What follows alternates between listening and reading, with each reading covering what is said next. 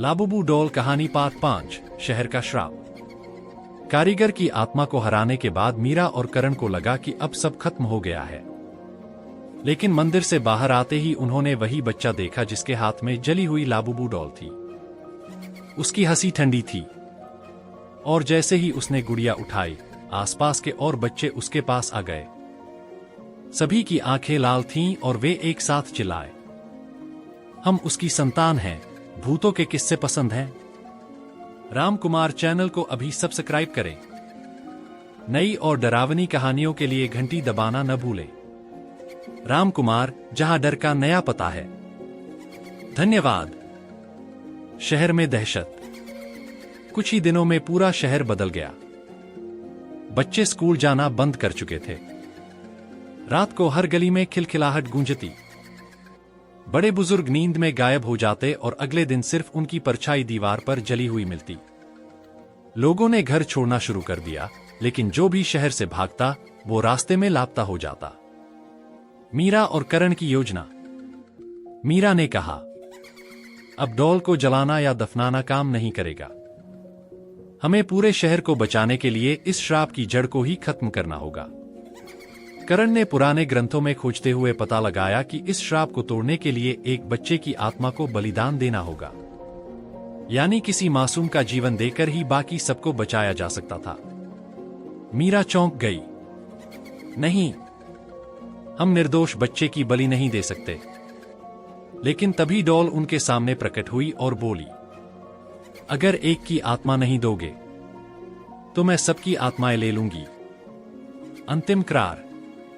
अब मीरा और करण के सामने सबसे कठिन फैसला था। क्या वे एक बच्चे की जान लेकर पूरे शहर को बचाएंगे या सबको डॉल के हवाले छोड़ देंगे?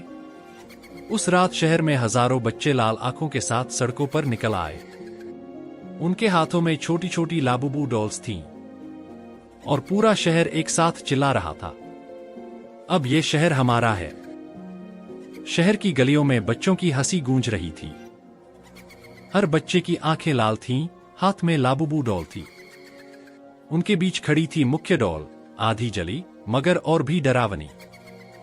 उसने मीरा और करण को देखकर कहा, एक आत्मा या सबकी आत्माएं?